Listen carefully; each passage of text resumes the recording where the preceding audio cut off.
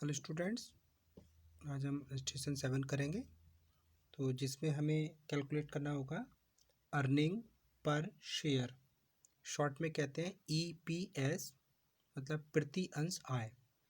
तो earning per share जो प्रति अंश आय होती है, ये समता अंशधारियों में वितरित लाभ को यदि समस्त अंशों की संख्या से भाग दे देते हैं तो इसको हम ऐसे कैलकुलेट कर पाते हैं। जैसे फॉर्मूला में हमें दिखा रहे हैं, इसमें EPS is equal to net profit after tax, interest and preference dividend upon number of equity share. तो यहाँ पर हम कर, ब्याज और प्रेफरेंस डिविडेंड जो पूर्वाधिकार लाभांश घटाने के बाद का यहाँ पे हम शुद्ध लाभ लेके उसे नंबर ऑफ इक्विटी शेयर से डिवाइड करके निकाल लेते हैं। तो ये जो अनुपात निकलता है वह संस्था की कुशलता दिखाता है। अगर ये अनुपात ज़्यादा होता है तो इस संस्था की सुदृढ़ता उतनी ही ज़्यादा मानी जाती है और विनियोजक जो इन्वेस्टर हैं वो उस संस्था में धन लगाने के लिए हमेशा तैयार रहते हैं। हम क्वेश्चन देखेंगे। Calculate earning per share from following data. या हमें कुछ डेटा से प्रति अंश आय निकालनी है। तो क्वेश्चन में गिवन है net profit before preference dividend 1,15,000, net profit equity share capital 40,000, equity at ₹10, 4 lakh, 12.5% preference share capital 2 lakh. तो यहाँ पर हमें प्रेफरेंस डिविडेंड मतलब पूर्वाधिकार लाभांश से पहले का शुद्ध लाभ दे रखा है और समता अंश पूंजी दे रखी है 40,000 शेयर 10 रुपये वाले और 12.5% प्रेफरेंस शेयर कैपिटल दे रखा है इसमें 2 लाख रुपए का। तो इसको सॉल्व करने के लिए हमारे पास फॉर्मूला था net profit after preference dividend. मतलब यहाँ पे हम जो प्रेफरेंस डिविडेंड है या इंटरेस्ट है या टैक्स है उसको सब्ट्रैक्ट कर लेते हैं। तो इसके लिए हमने पहले हम ये देखेंगे कि net profit before preference dividend कितना था। तो क्वेश्चन में था हमें 1,15,000। यदि इसमें से हम प्रेफरेंस डिविडेंड लेस कर देते हैं तो ये नेट प्रॉफिट निकल आएगा आफ्टर प्रेफरेंस डिविडेंड। तो हमने यहाँ पे 25,000 का प्रेफरेंस डिविडेंड सब्ट्रैक्ट किया है और ये 25,000 कैसे आया है। अब यहाँ हम देख सकते हैं कि प्रेफरेंस शेयर कैपिटल की रेट थी 12.5% और कैपिटल थी 2 लाख। तो हमने क्या किया 2 लाख पे 12.5% कैलकुलेट किया। ये पॉइंट यहाँ से रिमूव करके 1 0 और बढ़ाया। यहाँ से 000 हमने कट किए, ये 2 0 यहाँ पे नोट किए, 2 से मल्टीप्लाई की, 2 5 ज़ा 10, 1 कैरी, 2 2 ज़ा 4 प्लस 1 5, 2 1 ज़ा 2। तो इस टाइप से हमने प्रेफरेंस डिविडेंड सेपरेट करके निकाल पाए हम net profit after preference dividend. अगर यहाँ पे टैक्स होता तो हमें टैक्स भी सब्ट्रैक्ट करना होता, अगर इसमें इंटरेस्ट होता तो वो भी सब्ट्रैक्ट करना होता। और क्वेश्चन में गिवन है हमें नंबर ऑफ इक्विटी शेयर 40,000। ये 40,000 इक्विटी शेयर है और ये 10 रुपीज़ वाले हैं तो इसका ये अमाउंट है। हमें यहाँ पे नंबर ऑफ शेयर लेने हैं। तो हमने यहाँ पे नेट प्रॉफिट आया था हमारा 90,000, नंबर ऑफ इक्विटी शेयर 40,000, 4 0 से 4 0 कट, 4 से इसको डिवाइड करेंगे तब हमारा आंसर आ जाएगा 2.25 पर शेयर। तो इस प्रकार से हम EPS कैलकुलेट कर लेते हैं। अब हम देखेंगे डिविडेंड पर शेयर कैसे निकालते हैं, प्रत्यंश लाभांश। तो इसको शॉर्ट में DPS कहेंगे। तो DPS निकालने के लिए dividend for equity share holder upon number of equity share holder ये फॉर्मूला अप्लाई करते हैं। समता अंशधारी मतलब जो इक्विटी शेयर होल्डर होते हैं इस बात में अधिक इंटरेस्ट रखते हैं कि कंपनी प्रति अंश कितना लाभांश घोषित कर रही है, क्योंकि जो पहले पूर्वाधिकार अंशधारी होते हैं कंपनी उनको लाभांश देती है, उसके बाद जो समता अंशधारी होते हैं उनकी बारी आती है।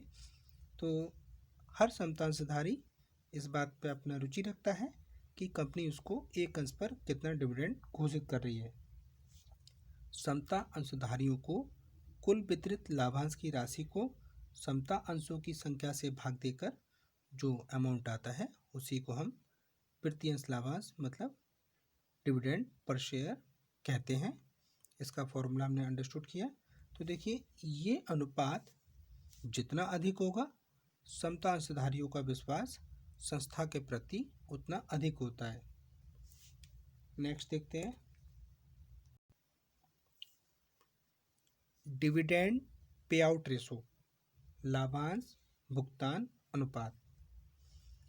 डिविडेंड पे आउट रेशो निकालने के लिए dividend per equity share upon earning per share into 100 apply करते हैं। इसे लाभांश भुगतान अनुपात इसलिए कहते हैं क्योंकि ये अनुपात प्रकट करता है कि उपार्जित आय का कौन सा भाग लाभांश के रूप में पेमेंट किया गया है और कौन सा भाग संस्था के पुनः प्रयोग के लिए रोक लिया गया है। तो ऐसे इन्वेस्टर जो अधिक डिविडेंड चाहते हैं उनकी दृष्टि से ये रेशो जितना अधिक होता है अच्छा माना जाता है, और जो इन्वेस्टर संस्था की प्रोग्रेस में इंटरेस्ट रखते हैं उनकी दृष्टि से भी ये अनुपात भी सही रहता है। नेक्स्ट रेशो देखेंगे प्राइस अर्निंग रेशो, मूल्य अर्जन अनुपात। Price earning ratio is equal to market price per share upon earning per share. तो ये मूल्य अर्जन अनुपात, ये अनुपात अंश के बाजार मूल्य तथा प्रति अंश अर्जन दर के बीच संबंध को स्पष्ट करता है।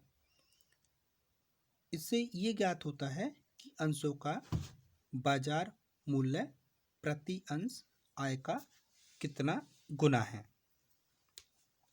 ऐसे ही नेक्स्ट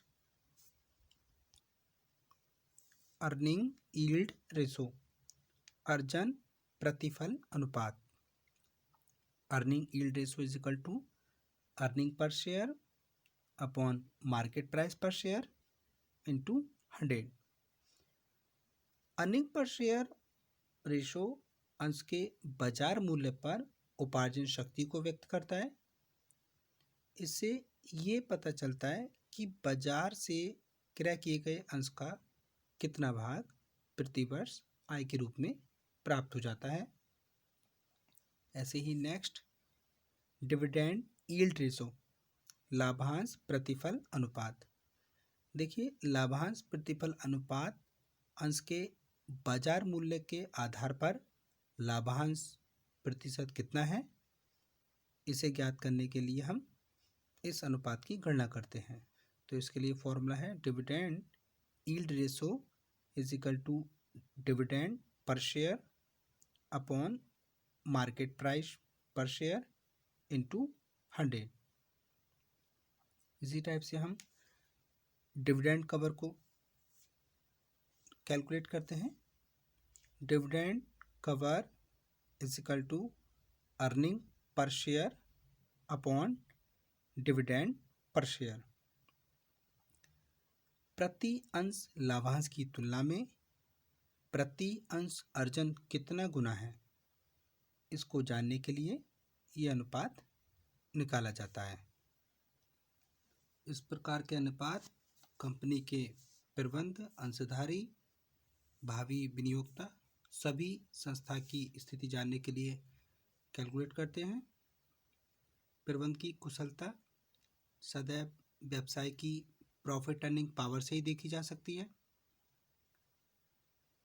अंशधारी कंपनी में अपना इन्वेस्ट अधिक से अधिक लाभांश पाने के लिए करते हैं, क्योंकि वो जो इन्वेस्ट करते हैं उनको उस पर एक निश्चित दर से, जैसे पूर्वाधिकारी अंशधारी होते हैं उनको निश्चित दर से लाभांश मिलता है, और इक्विटी शेयर होल्डर को जैसे जैसे कंपनी का प्रॉफिट बढ़ता है उसके अकॉर्डिंग उसका डिविडेंड बढ़ता चला जाता है।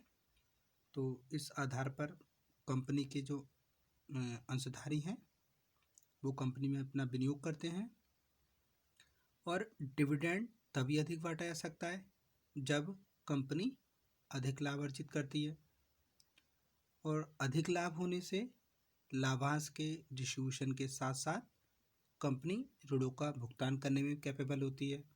मतलब जो भी प्रॉफिट होता है उसमें से अंशधारियों के लिए लाभांश बांट दिया जाता है, और जो ऋण पत्रधारी हैं और या जिससे कंपनी ने ऋण ले रखा है उनके ऋणों का भुगतान करने में भी कैपेबल होती है।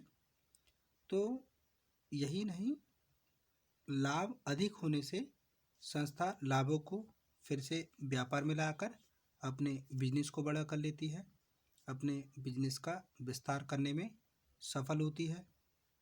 तो संस्था की लाभदायकता के माप के लिए ये इस प्रकार के काफ़ी रेशो निकाले जाते हैं जो संपूर्ण लाभदायकता बताने वाले अनुपात होते हैं।